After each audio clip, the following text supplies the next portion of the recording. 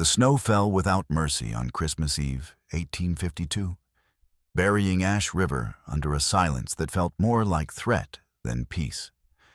Caroline Mercer pushed through the door of the Frontier Eating House with her twin sons pressed close to her sides, their thin frames shivering beneath coats that had been patched 3 times already this winter. Owen and Declan, 7 years old. Both of them had her late husband's dark hair and her own gray eyes.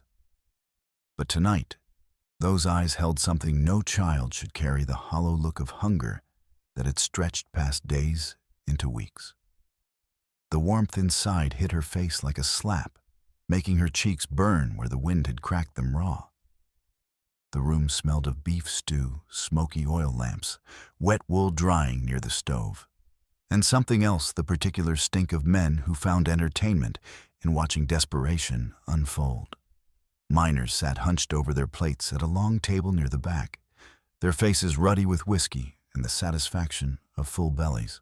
Gamblers occupied the corner cards, held loose in work-hardened hands, eyes tracking her entrance, with the laziness of predators who knew their prey could not run far. Caroline moved to the counter and laid 5 cents down with fingers that trembled despite her best effort to steady them.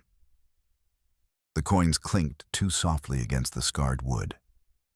She kept her voice low, her pride already bruised enough, without adding volume to this humiliation.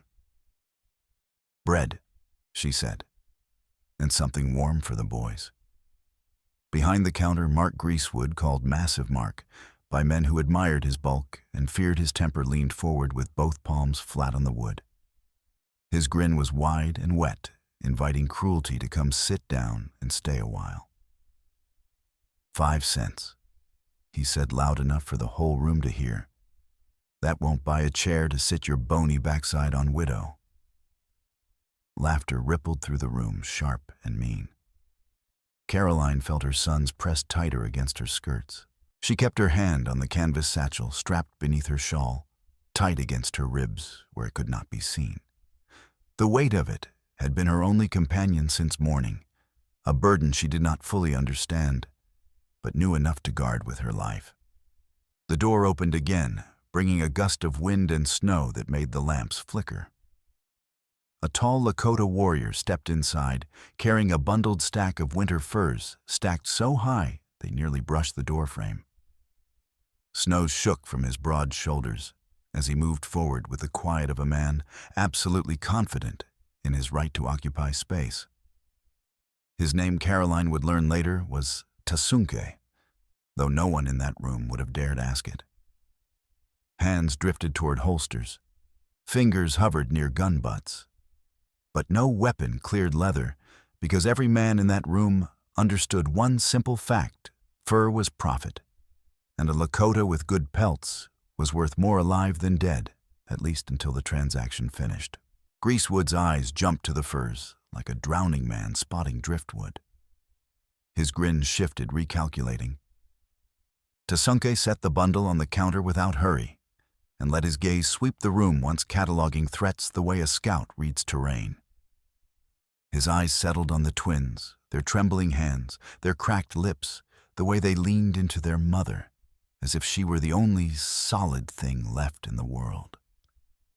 Then his attention moved to Caroline's shoulder, to the way the satchel strap bit into the fabric of her shawl, to the faint smudge of coal dust, marking it as something carried through places a kitchen woman would never go. He took one slow breath through his nose, reading the room the way he would read smoke on a ridge.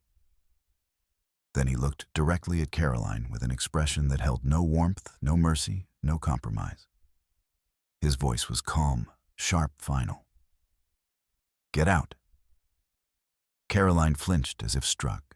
It sounded like every rejection she had swallowed this month, every door closed in her face, every shopkeeper who pretended not to see her standing at the counter with coins she did not have. She felt heat rise in her cheeks, shame and fury mixing into something bitter. But she was wrong about what those words meant. She would understand that soon enough. Caroline had arrived in Ash River 6 weeks earlier, November 12th, to be exact, though it felt like 6 years measured in heartbeats and sleepless nights. Her husband, Thomas Mercer, had died at Silver Knife Mine in what the foreman called a cave-in, and what the sheriff called an unfortunate accident, and what every other widow in a mining town understood to be murder, dressed in official language. Thomas had been a shift supervisor, methodical and quiet, a man who kept records because he believed in order. He had never been a troublemaker. He had never raised his voice in the saloon, or argued with the foreman, or complained about the conditions that killed men with depressing regularity. But he had started asking questions in October.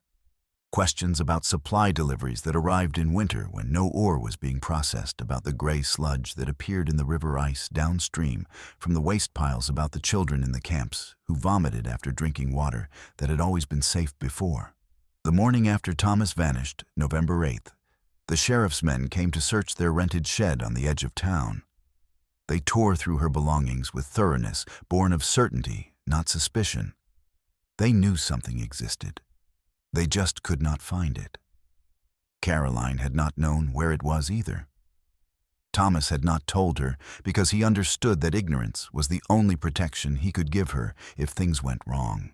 But he had left her one instruction whispered the last time she saw him alive, his hand gripping hers too hard in the darkness before his final shift.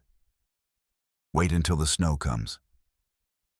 Go alone to the old line shack past Fletcher's Ridge. Look inside the stovepipe. Then leave that night. Do not wait for morning. This morning, Christmas Eve morning, Caroline had done exactly that. She had left the twins with a neighbor woman who asked no questions because she had learned the hard way that questions in Ash River were dangerous. Caroline had walked 3 miles through drifts that came up to her thighs, her lungs burning in the cold, until she found the line shack half buried in snow and ice. The stovepipe had been rusted shut, and she had cut her hands prying it open, but inside she found the satchel wrapped in oilcloth. The pages inside were covered in Thomas's cramped pencil handwriting, copied mine ledgers, supply requisitions, delivery logs, all marked with dates and quantities that meant nothing to her except that men had died to keep them secret. She did not understand the numbers. She only understood the danger. Thomas had written one note on the top page, mercury and quicklime. Too much for winter. Dumping at night. Sick children downstream. Caroline had one plan, brutally simple: feed her sons one hot meal so they would have strength for the journey, then reach the freight wagon, leaving at sundown. The driver owed Thomas a favor from years back, and he had agreed to take them as far as Starlight if Caroline could pay in labor washing, mending, anything. From there, she would find someone who cared about dead miners more than they feared the men who killed them. But she had made one mistake. She had thought she could walk into the Frontier Eating House on Christmas Eve and be invisible. Hunger had made her reckless. Desperation had made her sloppy. And now the room was watching her with the attention of men who had found prey. Tasunke, meanwhile, was in Ash River for reasons that had nothing to do with furs and everything to do with death. The Ash River, the waterway, not the town, was turning sick. Fish floated belly up near his winter camp. A child in his sister's family had been vomiting for 3 days after drinking from a bend downstream of the mine, and nothing his sister did could stop it. Tasunke had tracked the sickness upstream through ice and snow until he found the source gray sludge seeping into the water from the mine's waste piles, thick and oily, stinking of chemicals that had no business being in a river in winter. He had come to Ash River to trade for flour and lead, yes, but also to learn which white men were protecting the mine and which might be persuaded to stop the poisoning before more children died. He did not expect justice. He expected information. And if information required leverage, then he would find leverage. What he found instead was a starving widow with a satchel full of secrets and 2 boys who looked like they would not survive another week without help. Greasewood was not cruel simply for sport, though he enjoyed it well enough. The truth was uglier and more human than that. He had borrowed money against the eating house 2 winters ago to keep it open after a bad season, and now the mine owned his debt. The sheriff could call it in any time. The bookkeeper could foreclose with a signature. Greasewood took orders because he had no choice, and his laughter was the armor he wore to keep from admitting he was as trapped as any widow in Ash River. His fear was real. His cruelty was the price he paid for breathing. From a table near the stove, a deputy named Tower Tom Tall, affable with a smile that never reached his eyes, strolled closer to Caroline with the casual menace of a man who knew the law was whatever he said it was. His gaze settled on the satchel strap visible at her shoulder. "You're carrying something heavy there, ma'am," he said, voice friendly as a snake. "Company property, maybe." Caroline's hand clamped down on the satchel. "It belongs to me." From the long table, a thin man in a clean waistcoat and wire-rimmed spectacles spoke without raising his voice. His name was Aldrich, and he kept the mine's books with the precision of a man who understood that numbers could kill as efficiently as bullets. "She's the widow," he said as if commenting on the weather. "That's the satchel we've been looking for." The room tightened. Men shifted in their seats. Greasewood's grin faded into something harder. Tower Tom reached for the strap. Caroline jerked back, pulling the twins with her. Declan stumbled. Owen grabbed his brother's arm to steady him, eyes wide with terror born of seeing adults behave in ways that shattered the illusion of safety. Tasunke moved.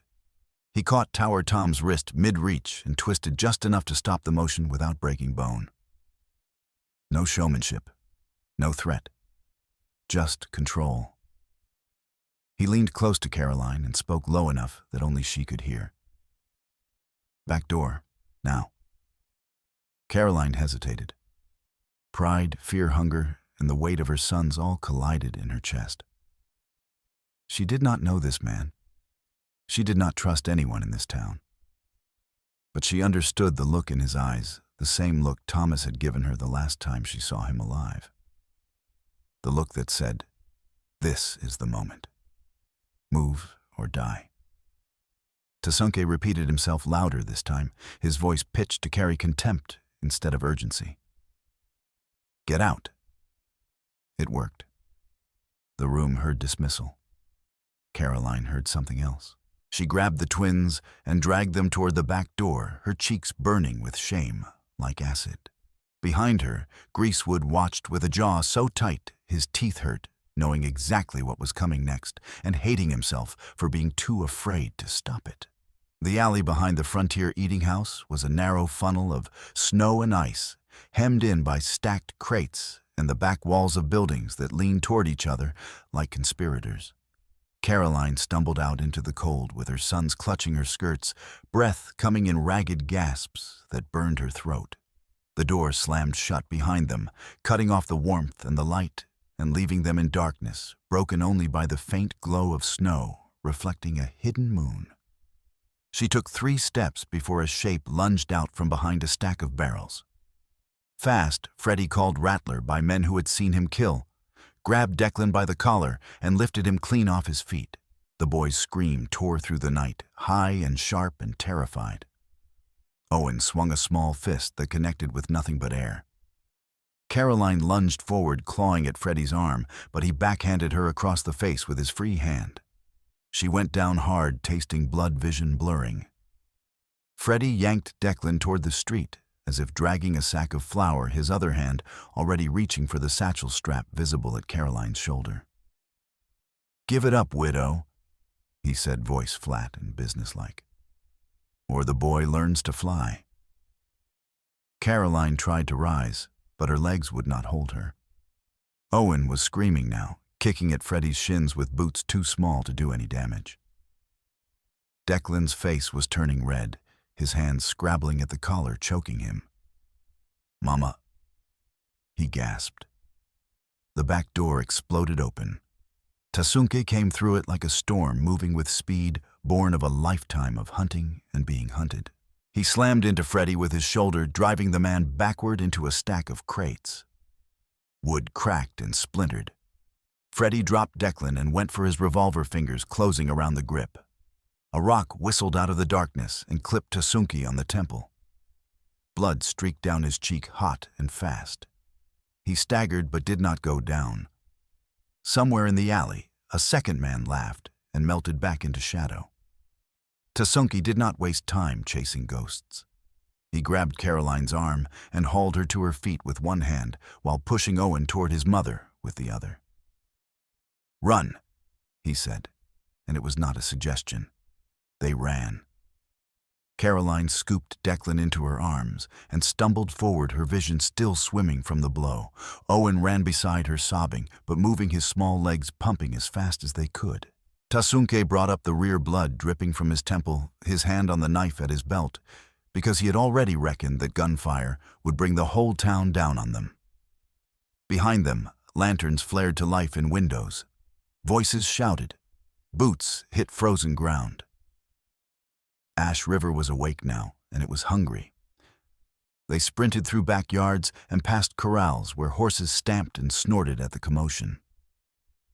Tasunke led them east toward the river flats, using the cottonwoods as cover, his eyes constantly scanning for movement.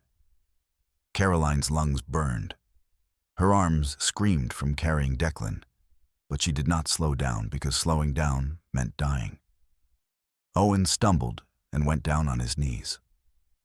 Tasunki did not hesitate. He scooped up a broken sled runner leaning against a shed and tied a length of rope to it, then lifted Owen onto the makeshift drag. It was ugly and improvised, and saved the boy's life because his legs were locking up from cold and exhaustion. They reached a collapsed trapper's lean-to near the river reeds and crawled inside just as the first search party swept past 30 yards away, lanterns swinging like angry fireflies. Tasunke made a fire so small it barely qualified as flame, using dry bark and a hollow in the frozen ground to hide the glow. The heat was pathetic, but it was enough to keep the boys from slipping into the cold that did not let go. Caroline's hands shook as she opened the satchel and spread the pages on a flat board she found in the lean-to. Her eyes struggled to focus in the dim light, but she forced herself to read. The pages were not a confession. They were worse because they were plausible purchase orders for mercury and quicklime in quantities and timing that made no sense for winter operations when no ore was being processed. Thomas had underlined the figures and added notes in the margins: no panning in winter. Too much mercury. Dumping at night. Sick kids downstream. Tasunke leaned in to read over her shoulder, his face carved from shadow and firelight. His jaw tightened. This is why the river is dying. Caroline whispered, "They killed my husband for this." The words hung in the cold air, between them solid as stone. Tasunki did not offer comfort because comfort was a lie they could not afford. Instead, he spoke plainly. "These pages can stop them, but you need someone white who will listen." Caroline closed her eyes. The town had made it clear what it thought of widows and Indians. She knew exactly one person who might help, and even that was a gamble built on desperation. "Dr. Miriam," she said finally. "She treated Thomas once. She argued with the sheriff about children getting sick from the water." Tasunke nodded once. It was not much of a plan, but it was the only plan they had. They waited until full dark, past 8 o'clock, by Caroline's reckoning, then crept back toward town, using the stockyards as cover. The smell of manure and hay was thick enough to taste, and the lowing of cattle covered the sound of their movement.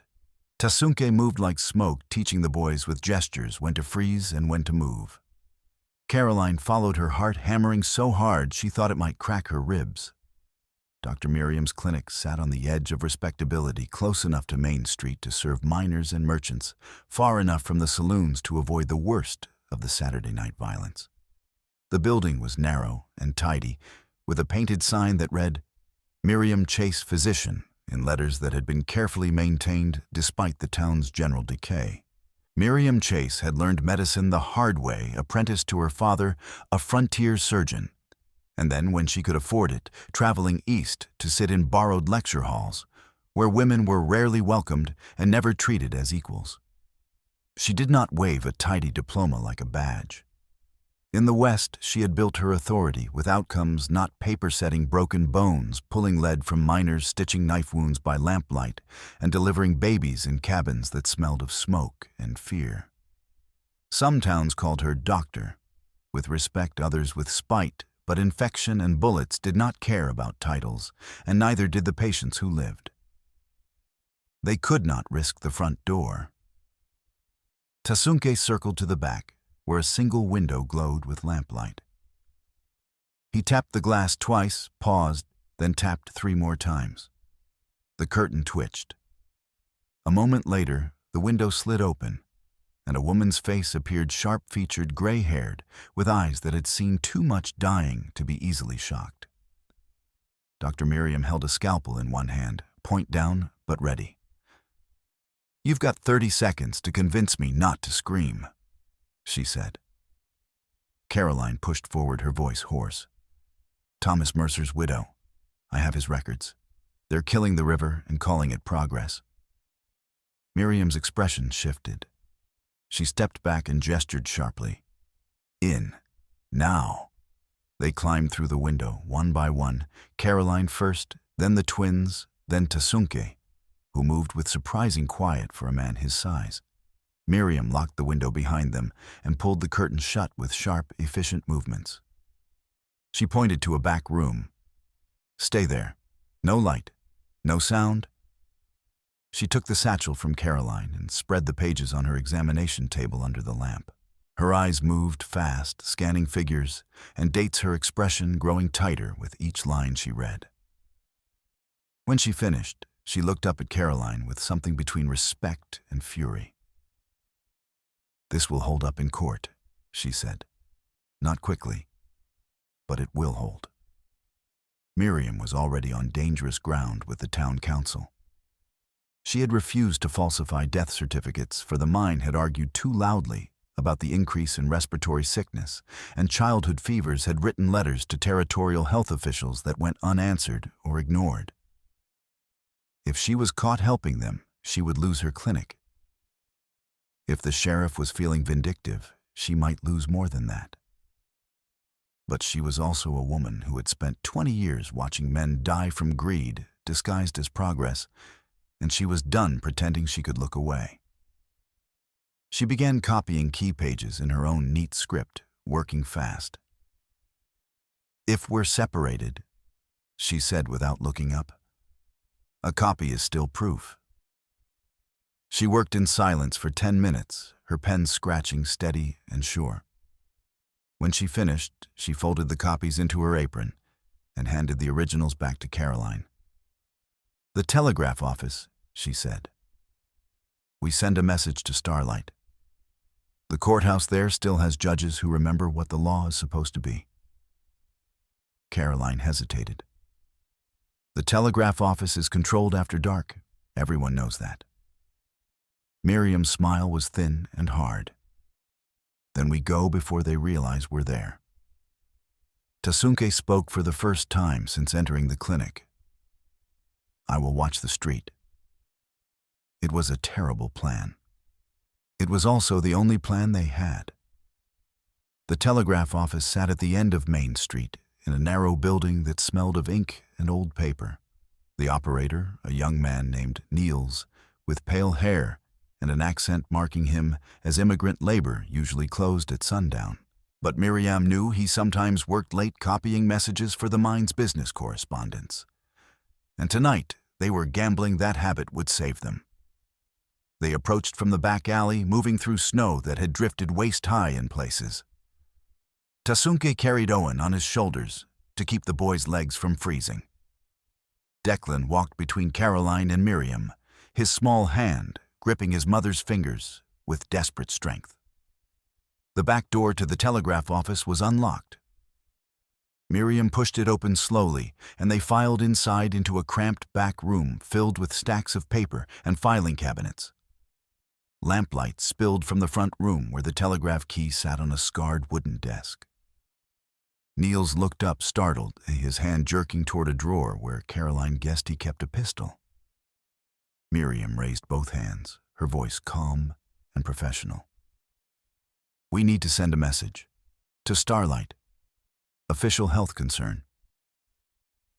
Niels's eyes flicked from Miriam to Caroline, to the Lakota warrior standing in his back room with blood dried on his temple. His throat worked. The sheriff said, "The sheriff is poisoning children," Miriam said flatly. "You can help us stop it, or you can explain to your mother back in Oslo why you let it happen." Niels went pale. He had a younger sister, Caroline remembered. She had seen her once at the clinic with a cough that would not go away. Niels looked at the pages Miriam spread on the desk, his eyes scanning the numbers. His hand moved away from the drawer and toward the telegraph key. "Dictate," he said quietly. Miriam spoke in the careful, clipped language of official correspondence, Territorial Secretary Starlight for the District Court and the U.S. Marshal urgent suspected poisoning of creek and town wells from Silver Lining Mine, mercury barrels and tailings dumped multiple child illnesses and deaths evidence on site, request marshal dispatched and warrants issued, mine secured before records and barrels are removed, copies of ledger entries and sworn witness statements to follow. Stop. Niels's fingers moved over the key, tapping out the message in the staccato rhythm connecting this frozen backwater to the rest of the world. They were halfway through when bootsteps hit the front porch. Heavy. Multiple men. Tasunke reacted first, shoving Caroline and the boys toward the back room. Miriam grabbed her copies and stuffed them into her apron. Niels's hands froze over the telegraph key, his face going white as snow. The front door slammed open. Sheriff Strong Steve stepped inside with a shotgun cradled in his arms, Tower Tom at his shoulder, and Aldrich behind them, like a man arriving to collect a debt he had always known would come due. Strong Steve was a big man, gone to fat, with a face like a clenched fist, and eyes that held no more warmth than river ice. He smiled, and it was the smile of a man who had won before the fight even started. "Hand over the satchel," he said, voice almost gentle. "The woman and the brats can walk out. The Lakota can crawl out if he behaves." Aldrich stepped forward, his spectacles catching the lamplight. He looked at Caroline with something resembling pity, if pity did not require a conscience. "Your husband stole those pages," he said softly. "He died for it. Don't follow him." Caroline's blood turned to ice. Her husband had not died in a cave-in. He had been removed. The word accident had been a lie from the first breath. Tasunke kicked the table hard, sending the telegraph key skidding across the floor. Miriam snatched her copies and bolted for the back door. Caroline grabbed the twins and ran. A shotgun blast cracked behind them, deafening in the small space. Wood splinters exploded from the doorframe. They burst into the alley as wind-driven snow swallowed them whole. Behind them, Strong Steve's voice rose above the wind. "Raise the posse. I want a rope ready by dawn." They ran through backyards and corrals, stumbling over fences buried in snow, the twins sobbing but somehow keeping their feet. Tasunke led them east again, away from the river, this time up into the foothills where the trees grew thick enough to break line of sight. Blood ran hot in Caroline's ears. Her lungs burned. Declan stumbled, and she hauled him up without breaking stride, her arms screaming but refusing to let go. Behind them, Ash River came alive with torches and voices. Men spilled out of the saloons and boarding houses, excited by the prospect of violence sanctioned by authority. A rope and a tree, and a story they could tell themselves about protecting the town from savages and thieves. They found shelter in a rocky overhang, half a mile up the slope, a space barely large enough for all of them to huddle together. Tasunke made no fire this time. Fire meant smoke, and smoke meant death. They sat in darkness and listened to the search parties sweep past below, voices carrying in the cold air. Caroline wrapped the twins in her shawl and held them close, feeling their small bodies shake with cold and fear. Miriam sat with her back against the rock, breathing hard, one hand pressed to her side, where Caroline suspected she had cracked a rib in the scramble. The doctor's face was drawn and pale, but her eyes were still sharp. "They'll search until morning," Miriam said quietly, speaking at barely a whisper. "Then they'll widen the circle." Tasunke crouched at the entrance, watching the valley below, where torchlight moved like angry stars. "They expect us to run downriver, toward safe ground." Caroline understood what he was not saying. Running toward safety was what desperate people did, and desperate people were predictable. "We go toward the mine," she said. Miriam's head snapped around. "That's suicide?" "It's unexpected," Caroline said. "And if we're going to die anyway, I'd rather die where the proof is buried." Tasunke looked at her for a long moment, his expression unreadable in the darkness. Then he nodded once. "At first light." Owen's small voice broke the silence. "Mama, are they going to hang us?" Caroline's heart cracked. She pulled him closer. "No, sweetheart, I won't let that happen." "Papa said lying is wrong," Declan whispered. Caroline had no answer for that. Tasunke spoke instead, his voice quiet but firm. "Your mother is not lying. She is fighting. There is a difference." The twins were silent after that. But Caroline saw the way they looked at Tasunke, not with trust yet, but with the beginning of something resembling trust if they all survived the night. They waited in silence as the temperature dropped and the search parties continued their sweep. At some point, Owen fell asleep against Caroline's chest, his breath warm on her neck. Declan stayed awake, staring into the darkness, with eyes too old for his face. Caroline found herself looking at Tasunke across the small space. His face was half hidden in shadow blood still crusted on his temple from the rock that had struck him. He had risked his life for strangers, and she did not understand why. "Why are you helping us?" she whispered. Tasunke was silent for a long time. Then he said, "My sister's child is sick. The river is dying. Your husband's pages show why." He paused. "If I do nothing more, children die. Mine and yours." It was not sentiment. It was not heroism. It was simply a man who had looked at the world and decided that some things were worth the cost of fighting back. Caroline felt something shift in her chest.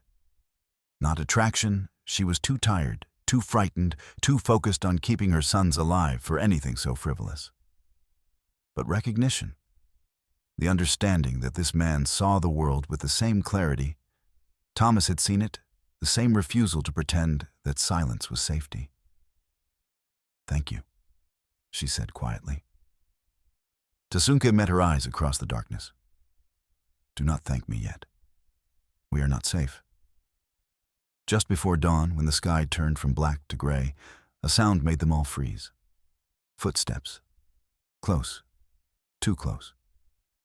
Tasunke moved to the entrance, knife in hand. Caroline pressed her hand over Owen's mouth to keep him from making noise. Miriam held her breath. A figure appeared at the mouth of the overhang, silhouetted against the pale dawn light. Caroline's heart stopped. It was Niels, the young telegraph operator. But something was terribly wrong. He moved like a man who had been broken and put back together poorly. His coat was soaked with blood, fresh blood still wet and glistening in the weak light. He had torn strips from his shirt and bound them around his torso, but they were already soaked through. His face was the color of old parchment, and his lips were blue with cold and blood loss. He carried a small bag of supplies in one trembling hand, and led a single horse with the other, though how he had managed either was beyond comprehension. "I sent it." He gasped, his voice weak but urgent. Blood bubbled at the corner of his mouth. "I sent the whole message. Before they came, I lied about the line going dead." He swayed on his feet, and Tasunke caught him before he collapsed. "They found out.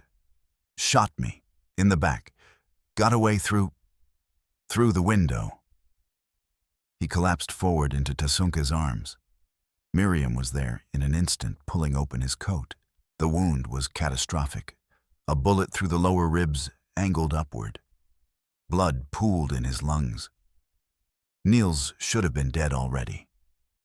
The fact that he was still alive, still conscious, still able to speak, was a testament to pure, stubborn will and something approaching the miraculous. "You crawled all this way," Miriam said, her voice filled with professional disbelief and something approaching awe. "Had to," Niels gasped, each word costing him. "Had to tell you. The message, it went through. Help is coming. Marshall Cross, just have to stay alive." Caroline knelt beside him, her hands shaking. "How long?" "3 days," Niels whispered, blood staining his teeth. "Maybe 4. Marshall has to ride from Starlight." He coughed and more blood came up. "My sister.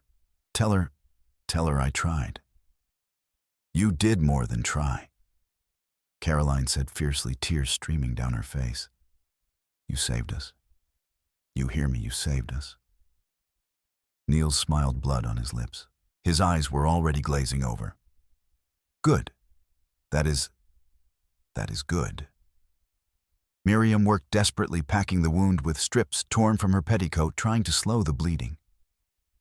But they all knew the truth. Niels was dying. He had maybe minutes, maybe less. "Why did you do it?" Caroline asked softly, her voice breaking. Niels's smile widened fractionally. "My sister. She is 8 years old. She coughs blood now, from the mine dust. I could not." He coughed violently, grimacing in agony. "I could not let more children die."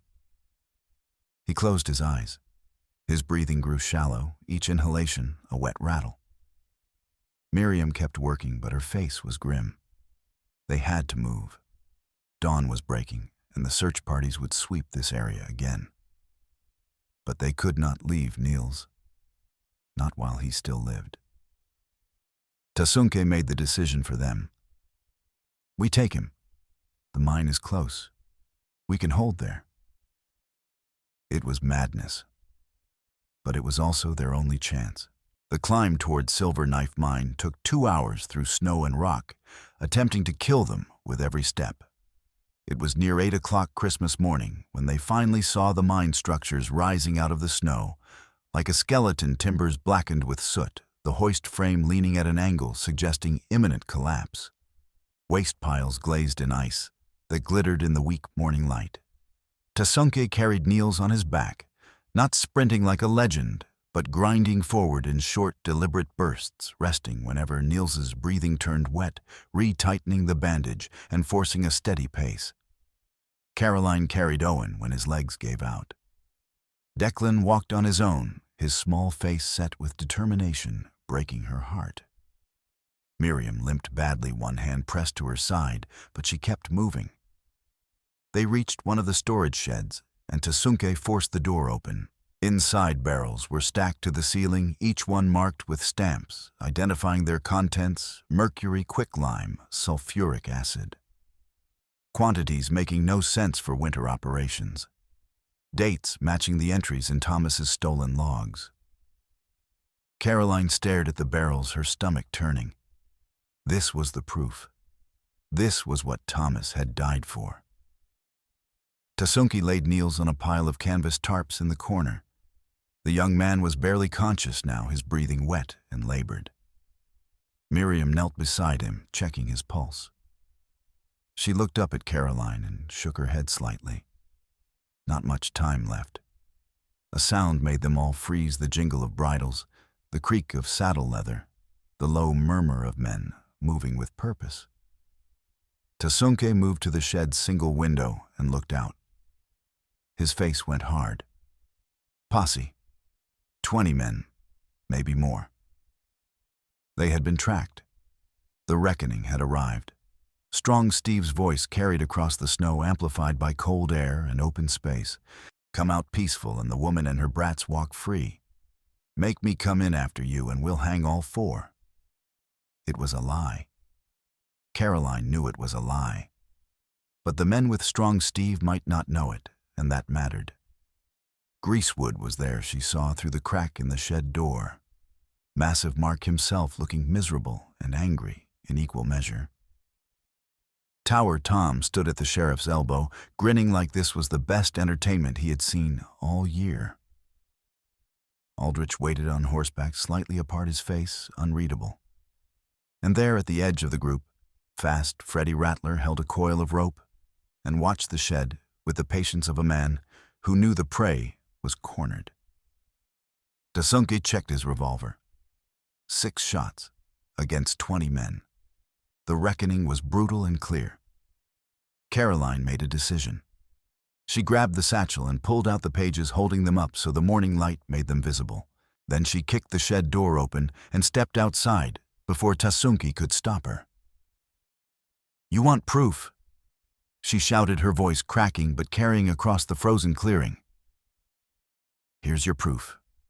Mercury and quicklime purchased in winter when no ore is being processed. Dumped in the river at night. Signed off by Aldrich and approved by the territorial office under false pretenses. You want to hang someone, hang the men who are poisoning your children." The posse shifted uneasily, but they did not lower their weapons. Caroline had hoped for immediate doubt, for cracks in their certainty. Instead, she saw men hardening their resolve, closing ranks. Aldrich spurred his horse forward, his voice rising with practiced indignation. "She's lying. Those are forgeries. Her husband was a thief and a drunk who stole from the company and doctored records to cover his tracks. My husband was a supervisor who kept honest records." Caroline shouted back, her voice rising with fury she could no longer contain. "And you murdered him for it." Strong Steve raised his shotgun, his face twisted with rage. "Enough talk. We came for the satchel and we're taking it, and we're taking her neck for the hanging tree." The posse surged forward as one weapons raised. No hesitation now. No doubt. They had been whipped into a frenzy, and Caroline understood with sickening clarity that she had miscalculated. These men were not interested in truth. They were interested in violence, in belonging to something larger than themselves, in the satisfaction of exercising power over the powerless. Tasunke stepped out of the shed behind her revolver raised. "Caroline, back, now." She stumbled backward as the first shot cracked. A bullet whined past her ear so close she heard it hum. Declan screamed. Owen clung to her skirts, shaking. Miriam stumbled out of the shed and dove for cover as another shot kicked up snow where she had been standing a heartbeat before. The clearing erupted into chaos. Tasunke fired twice, forcing men to scatter for cover. A bullet smacked into the wood beside his head, showering him with splinters. He dropped to one knee, returning fire with deadly precision. One man went down screaming, clutching his leg. Fast, Freddie moved first, pulling his revolver and advancing on Caroline with murder in his eyes. Tasunke fired. The bullet caught Freddie in the shoulder, spinning him around, but he did not go down. He brought his revolver up with his left hand, firing wild. The shot went wide, but close enough to make Caroline dive behind a stack of barrels with the twins. Another volley erupted from the posse. Bullets hammered the shed walls, punched through wood, ricocheted off barrels. Tasunke rolled behind a timber pile, ejecting spent casings. He had 3 bullets left. Caroline could see it in his face, 3 bullets against 20 men. They were going to die here. And then from inside the shed, Niels's voice rose weak, but carrying filled with the last desperate strength of a dying man. "Wait." The message went through, "The marshal is coming." Several men hesitated. A few exchanged glances. But Aldrich was already shouting them down. "He's lying. The line was cut. There's no help coming. Kill them now before more witnesses arrive." The posse closed ranks again. Strong Steve advanced, shotgun raised. I'm done talking. You men want wages next month. You want your families fed. Then you do what needs doing, and you do it now. A young miner, one of the men who had hesitated, stepped forward, his rifle lowered. His face was drawn torn. Sheriff, my daughter's been sick 3 weeks. Vomiting. Fever. Doctor said it was bad water. He looked at Strong Steve, then at Aldrich. What if she's telling the truth? Strong Steve's face went purple with rage. He swung his shotgun toward the miner. You questioning me, boy? And in that moment, everything fractured. Tower Tom, standing at the sheriff's elbow, took half a step back. His hand drifted toward his own sidearm, but not to draw on Caroline to cover his own back. Another deputy, a man named Crenshaw, did the same. The posse was no longer a unified mob. It was a collection of men suddenly aware they might be on the wrong side of a reckoning. Sheriff, Tower, Tom said carefully, his voice losing its previous swagger. Maybe we should wait, see if the marshal really is coming. To hell with the marshal, Strong Steve roared. You want to end up in chains? You want to lose everything? We finish this now. He raised his shotgun toward the young miner who had dared to question him. Tasunke fired first. The bullet took Strong Steve in the shoulder, spinning him around. The shotgun fell into the snow, discharging harmlessly into the dirt. And then, the dam broke. Crenshaw drew his revolver and pointed it at Tower Tom. Drop your weapon, Tom. I'm done with this. Tower Tom's eyes went wide. You're siding with them. I'm siding with my conscience, Crenshaw said. Something you should try. Another miner stepped forward, then another. Suddenly, half the posse had their weapons pointed at each other instead of at Caroline. The mob was eating itself alive, collapsing under the weight of its own guilt and fear. Aldrich saw it happening and panicked. He spurred his horse forward, not toward the fight, but away from it, fleeing toward the powder shed, where the mine kept its blasting supplies. If he could destroy the evidence, he could still claim innocence. If he could blow the shed and everyone in it to kingdom come, there would be no witnesses left to contradict whatever story he told. Caroline saw what he was doing. She grabbed a loose board from the ground and ran after him, her breath tearing from her lungs. Aldrich dismounted and fumbled with the lock on the powder shed, his hands shaking so badly he could barely grip the key. He got the door open and lunged inside, emerging seconds later with a small keg of blasting powder, maybe 10 pounds, and a lit lantern in his other hand. Stay back, he screamed, his voice breaking into something approaching madness. I'll drop it. I'll blow us all to hell, the mine, the evidence, all of it. The clearing went silent. Every man froze. Even those who had been pointing guns at each other now stared at Aldrich with a universal recognition that blasting powder did not care whose side you were on. Caroline stopped 10 feet away. Tasunke aimed his revolver, but did not fire too much risk of hitting the powder. The entire clearing held its breath. And then Niels appeared in the shed doorway. He should not have been able to stand. He should not have been conscious. But somehow, through sheer force of will or the last defiant gasp of a dying man, he was on his feet, leaning heavily against the doorframe, his face gray as ash and his chest soaked through with blood. In his hand, he held a single rock roughly the size of a hen's egg. For my sister, Niels said quietly, his voice barely carrying. And for every child you poisoned. And he threw. The throw was pathetically weak. The rock barely flew 10 feet before arcing down. But it was enough to startle Aldrich, to make him jerk backward, to make him stumble over a piece of timber lying in the snow. Aldrich fell hard, landing on his back. The powder keg flew from his grip, tumbling end over end through the air. Time seemed to slow. Every man in the clearing watched the keg arc through space, spinning lazily, death contained in a small wooden barrel. The keg hit the ground 20 feet away from the nearest man and rolled, coming to rest against a snowdrift. It did not explode. The lantern, however, shattered when Aldrich hit the ground. Flames spread across spilled oil, racing toward the powder shed entrance, where more kegs were stacked inside. Tasunke was moving before anyone else could react. He sprinted toward the flames, scooping up handfuls of snow and hurling them onto the fire.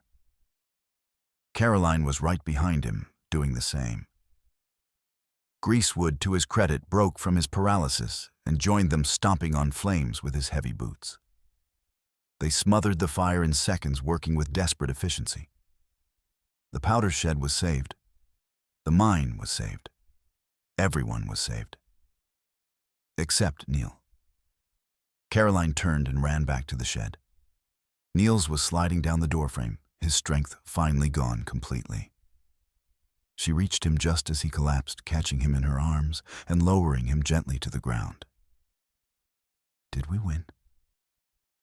Niels whispered, his eyes unfocused, staring at something beyond her shoulder. "Yes," Caroline said through tears streaming down her face. "Yes, we won. The marshal is coming. You saved us. You hear me? You saved us." Niels smiled, blood on his lips and teeth. "Tell my sister. Tell her I tried." "I will," Caroline promised. "I swear to you I will." Niels's eyes closed. His chest rose, once fell, and did not rise again. His body went slack in Caroline's arms. Caroline knelt in the snow, holding this brave young man who had died so that others might live, and she wept without shame or restraint. Behind her, the clearing had gone silent. The fight was over. Strong Steve sat against a tree, clutching his shoulder, his face twisted with rage and pain, but his authority shattered. Aldrich lay in the snow where Tasunke had pinned him, wrists bound with rope. Fast, Freddie had passed out from blood loss. Tower Tom stood with his hands raised, surrounded by men who were no longer his allies. The posse had fractured completely. Half the men were backing away, mounting horses, fleeing into the trees. The other half stood in a loose circle, weapons lowered, faces drawn with shame and uncertainty. Greasewood walked slowly toward Caroline, his hands empty, his face carved with remorse. "I'm sorry," he said quietly. "I'm sorry for all of it." Caroline looked up at him through her tears, this man who had mocked her hunger, who had served the mine's interests, who had been too afraid to stand up until the very end. She wanted to hate him, but she was too tired for hate. "Help us bury him," she said. "That's how you start making amends." Greasewood nodded. "Yes, ma'am." But the danger was not entirely over. As the mob scattered and men retreated, two of the hardest cases, brothers named Pike, who had nothing to lose and everything to gain from silencing Caroline, circled behind the shed. They moved with practiced stealth men who killed for money and felt no particular loyalty to anyone. Tasunke saw them a second too late. "Behind you!" A revolver cracked. The bullet tore through Caroline's shawl, missing her body by the width of 2 fingers.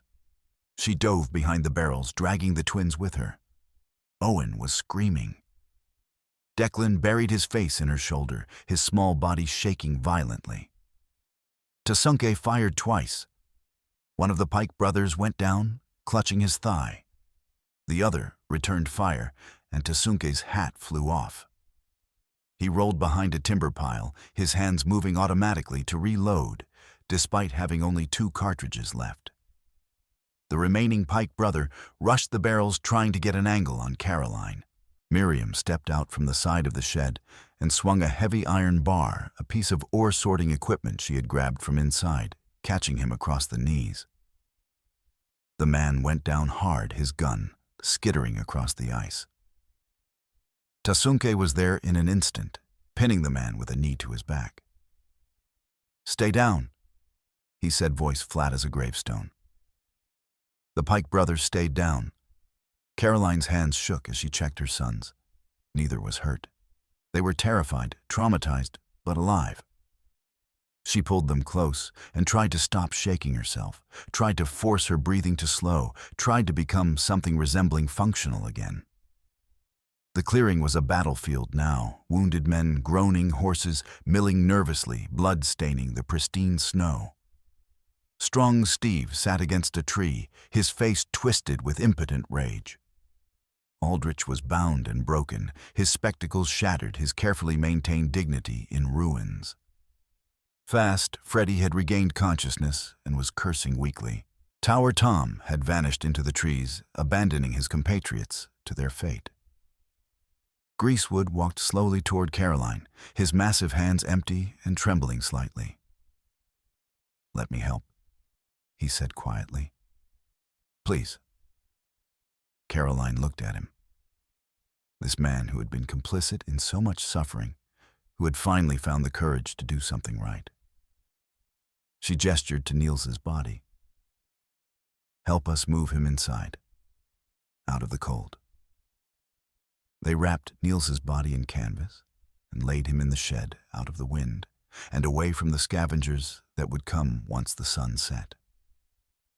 There was no time for a proper burial.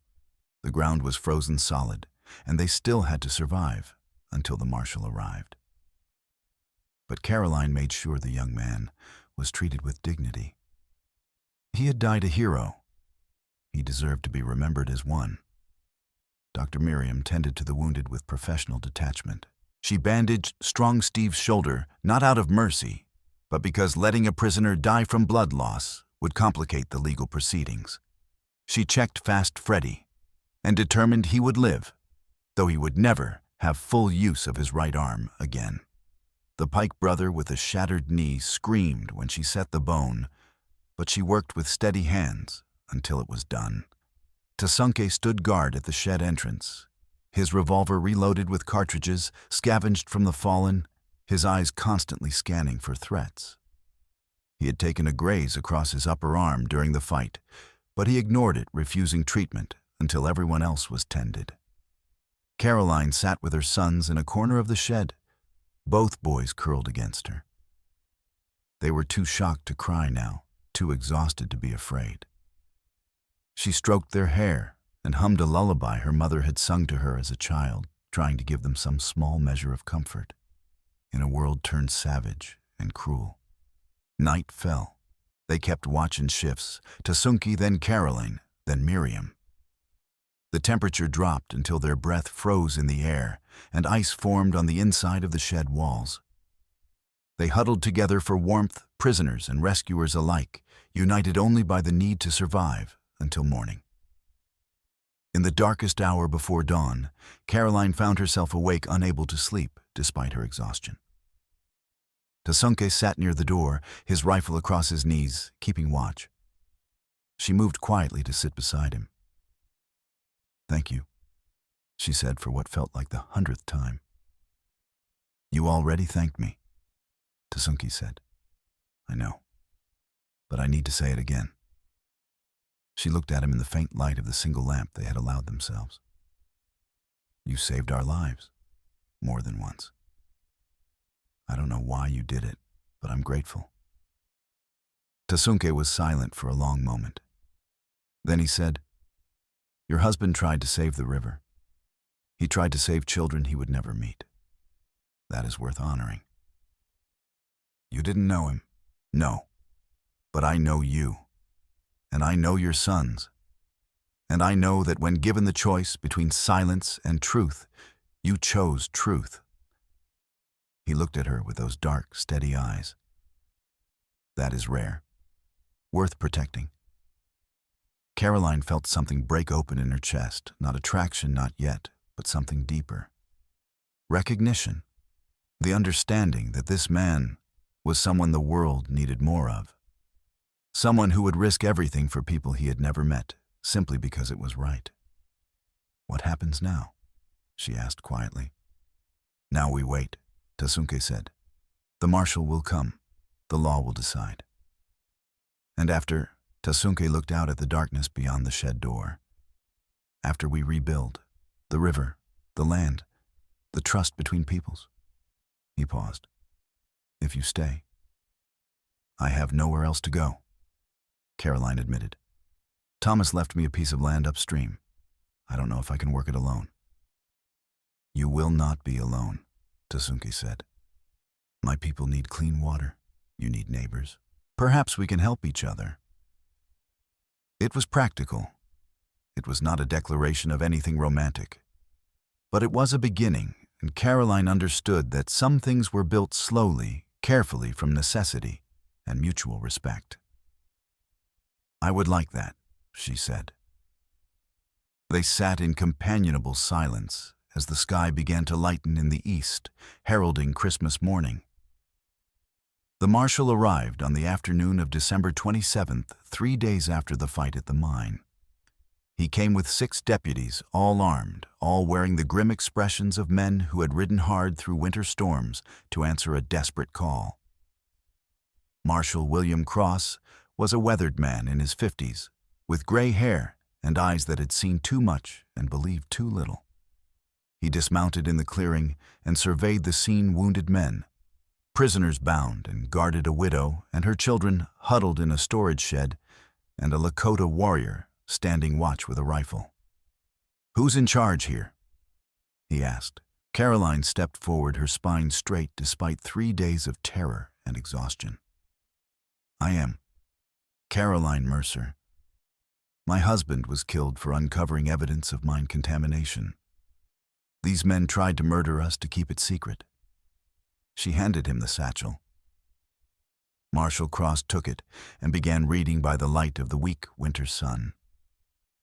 His expression grew darker with each page he turned. When he finished, he looked at Aldrich, then at Strong Steve, then at the barrels stacked in the shed behind them. "You're all under arrest," he said. His voice was flat final, carrying the weight of genuine authority.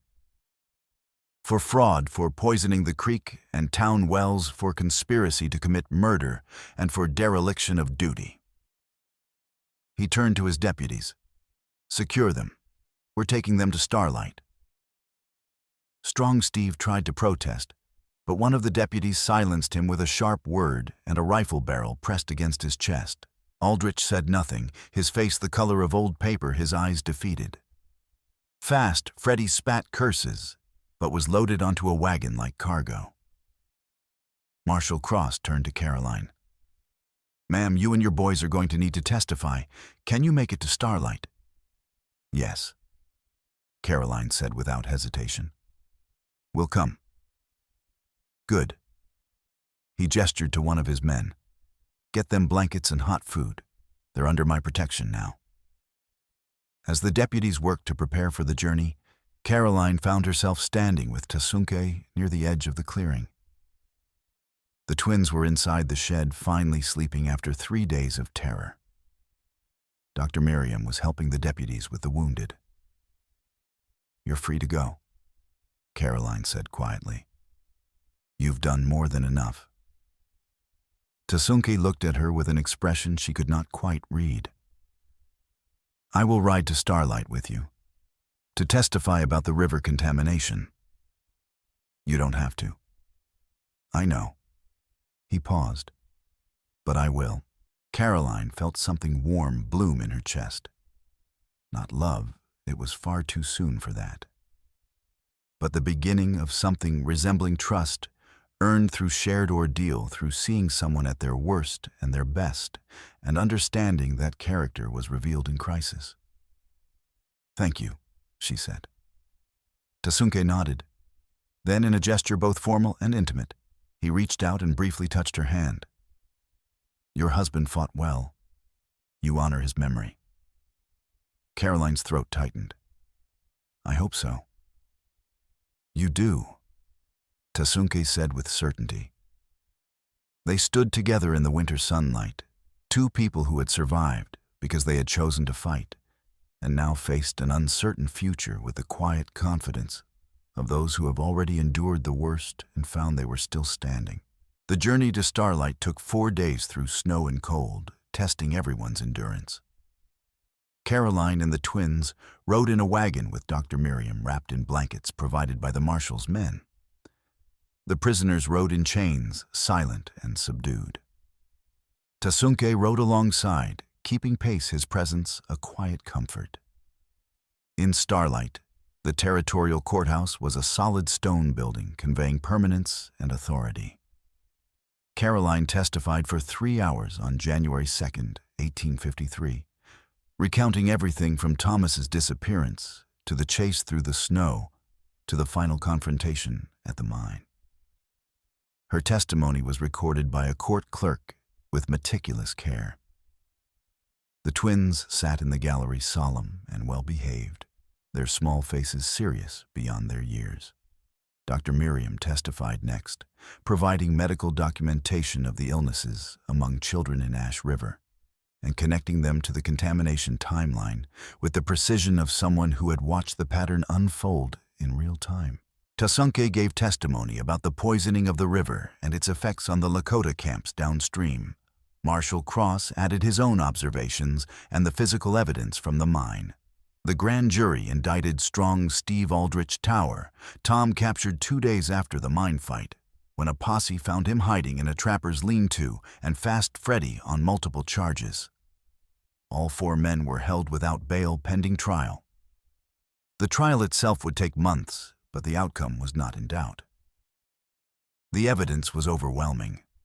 The territorial government ordered the mine closed permanently and launched an investigation into similar operations across the region.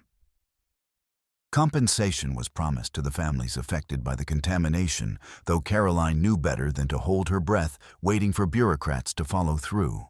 In the meantime, Caroline and her sons stayed with Dr. Miriam in a small house she rented in Starlight. The doctor's health slowly improved, though she would carry a limp for the rest of her life from the injuries sustained during their flight. She did not complain. She considered it a fair trade for her life and her conscience. Tasunke stayed in Starlight as well, lodging with a trader who respected him and asked no questions. He came to visit Caroline and the boys every few days, bringing small gifts, carved toys for the twins, venison for the table herbs Miriam said would help with the nightmares plaguing them all. One evening in late January, Caroline sat by the fire with the twins asleep in the next room, and the deed to her upstream land spread on the table before her. She traced the boundaries with one finger, trying to imagine what a life there might look like. The land was remote, difficult, far from any town, but it had clean water, and it was hers. Dr. Miriam sat across from her sipping tea. "You're thinking about the land?" "Yes." "Will you go?" Caroline looked up. "I think I have to. It's the only thing Thomas left us that can't be taken away, and it's the only place I can raise my sons without fear." "It will be hard," Miriam said. "Harder than you imagine." "I know." Caroline paused. "Will you come with us? We'll need a doctor." Miriam considered this. "I have patients here," she said slowly. "But I imagine you'll have patients there too. Someone will need to tend to the sick." She smiled. "And I've grown fond of those boys.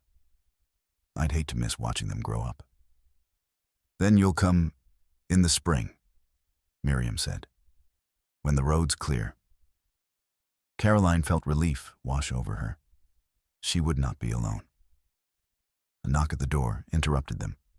Miriam rose to answer it. Tasunke stood on the threshold, snow dusting his shoulders. "May I come in?" "Of course," Caroline said, rising. Tasunke entered and removed his hat. He looked at Caroline with an expression carefully neutral, but she had learned to read the small signs of the tension in his jaw, the way his hands held the hat brim. He was nervous about something. "I spoke with my people," he said without preamble. "They agree to move our winter camp upstream, near your land. We will share the clean water and help each other." Caroline's breath caught. "You're sure?" "Yes. My sister's child is healing now that we are drinking from a clean source. But we cannot go back to the poisoned river. We need new land." He paused. "And you need neighbors who understand how to survive in hard country." It was practical. It made sense. But it was also more than that, and they both knew it. I would welcome your people, Caroline said carefully, and I would welcome your help. Tasunke nodded. Then he said something surprising her. Your sons need to learn how to live in this land. I can teach them to hunt, to track, to read weather and water, if you permit. Caroline felt tears prick her eyes. It was the first time anyone had offered to help raise her boys to fill even a small part of the void Thomas had left. I would be honored, she said quietly. And you, Tasunke said, looking directly at her now. You need to learn as well. The land will not forgive ignorance.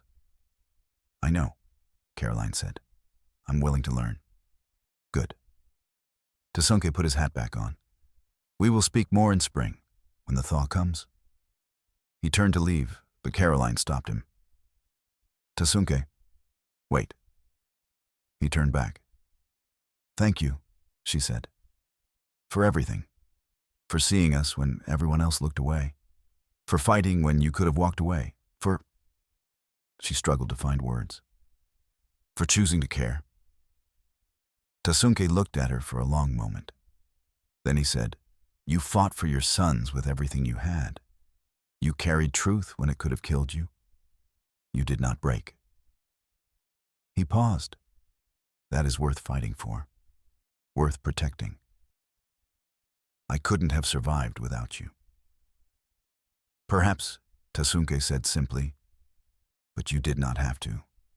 That is the difference. And with that he left. But Caroline understood that he would be back, that he had made a choice to be part of their lives, and he was a man who kept his word. Spring came late to the high country in 1853, but when it finally arrived, it arrived with force. The snow melted in rushing torrents, filling the rivers and turning the trails to mud. On a warm morning in early April, Caroline loaded a wagon with supplies and her 2 sons and set out for the land Thomas had left them.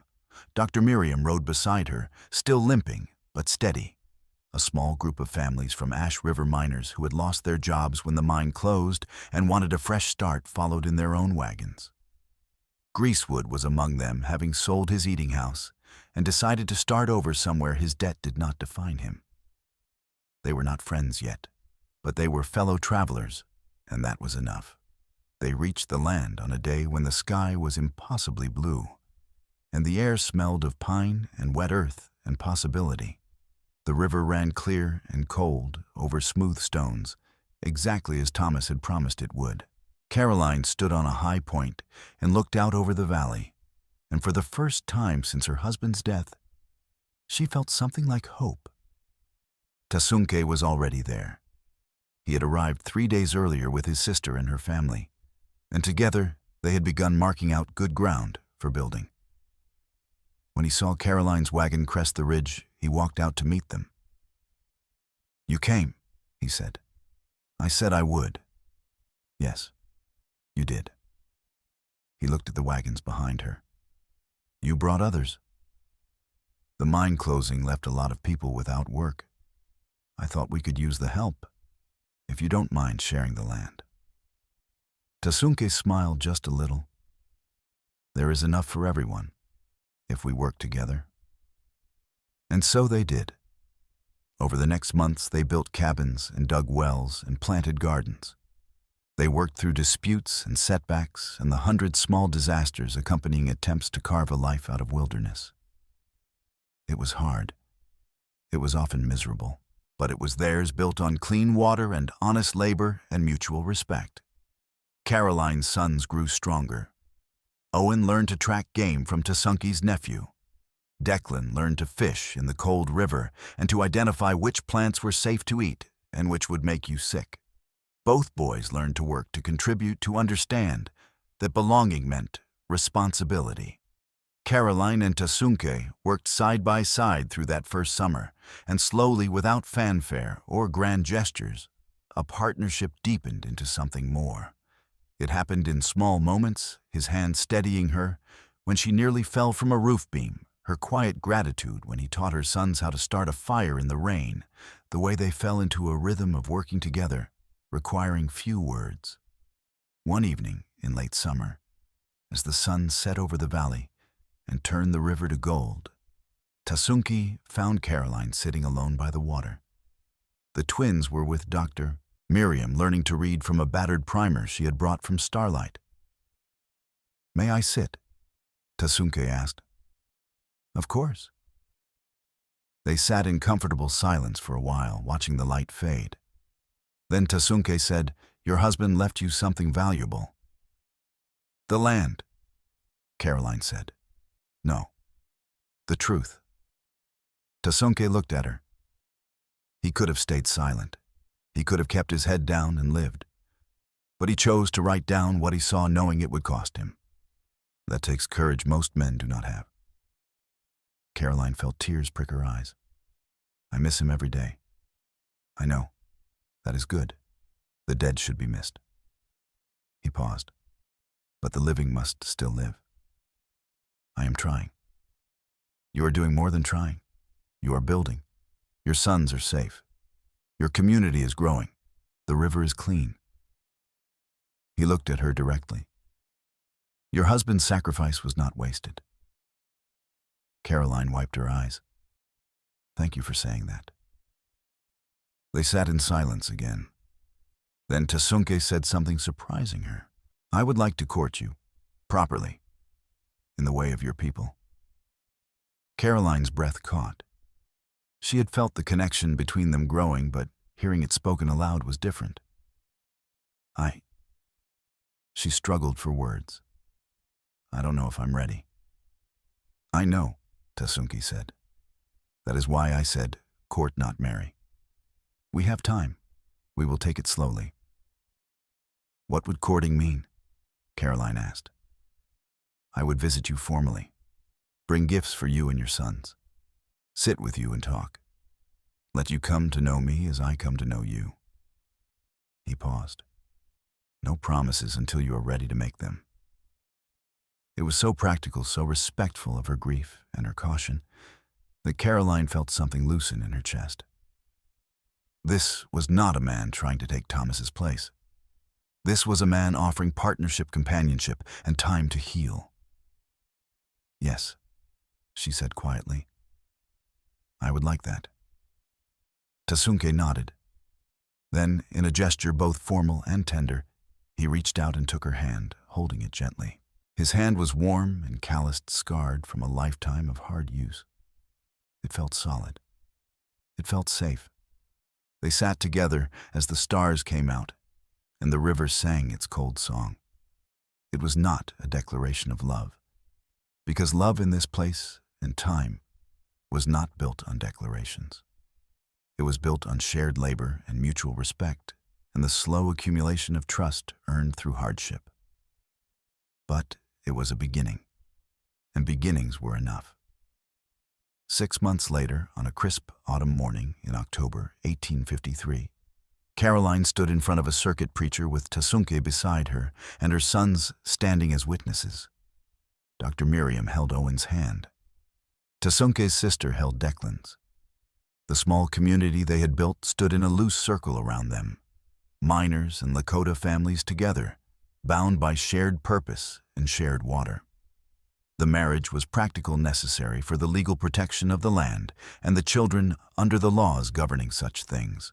But it was also something more, a choice made freely by two people who had learned to trust each other completely, who had faced death together and chosen life, who understood that love was not a sudden spark, but a slow fire, built carefully and tended with patience. When the preacher pronounced them married, Tasunke did not kiss her in front of everyone. That would have been too public, too forward for the customs of both their peoples. Instead, he took her hand and held it, and she held his, and that said everything needing saying. That evening, as they sat around a fire with the entire community sharing food and stories, Caroline looked around at the faces illuminated by firelight. Miners who had been part of the posse that hunted them now sat beside Lakota families sharing food and laughter. Dr. Miriam tended to a child's scraped knee. Greasewood told a joke, making the children giggle. Owen and Declan played with children from both groups, their laughter rising into the night sky. It was not perfect. There were still tensions, still prejudices, still the weight of history that could not be erased overnight. But it was better than what had come before. It was proof that people could choose to be better, to build instead of destroy, to trust instead of fear. And as Caroline sat beside her new husband with her sons nearby and her community around her, she understood what Thomas had died for. Not just for the truth on those pages, not just to stop the poisoning of the river, but for the possibility of this moment. For the chance to build a world where children did not have to die so that men could get rich. Where truth was worth more than silence. Where people could work together instead of killing each other. It was a small world contained in this valley, with its clear water and hard ground. But it was theirs, and it was worth everything they had sacrificed to claim it. Late that night, after the fire had died down, and the community had dispersed to their own cabins, Caroline stood by the river one last time. Tasunke came to stand beside her close, but not touching, giving her space for whatever thoughts she needed to think. "Do you think Thomas would be proud?" she asked quietly. Tasunke considered this with the seriousness it deserved. "Yes. You kept the truth alive. You protected your sons. You built something good from his sacrifice. That is all anyone can ask." Caroline felt the weight she had been carrying since November finally lift. Not gone, never entirely gone, but manageable. Transformed into something she could carry without breaking. "I wish he could have seen this." "He saw enough," Tasunke said. "He saw the truth and he wrote it down. Everything that came after that is his legacy." Caroline nodded.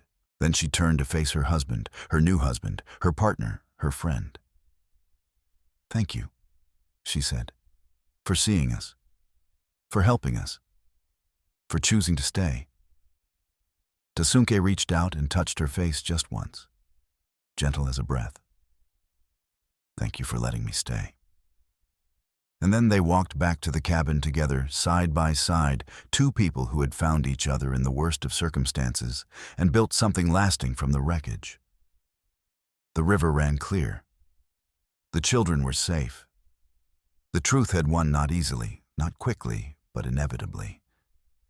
And in the morning, when Caroline woke beside her husband and heard her sons laughing outside and smelled Dr. Miriam's coffee brewing, and saw the sun rising over clean water, she understood that this was what closure felt like. Not the absence of grief, but the presence of hope. Not the end of pain, but the beginning of healing. Thomas's death had meaning because she had given it meaning. Niels's sacrifice had purpose because she had honored it. And the future stretched before her difficult and uncertain, but no longer terrifying. She had survived. They had all survived. And now they would build.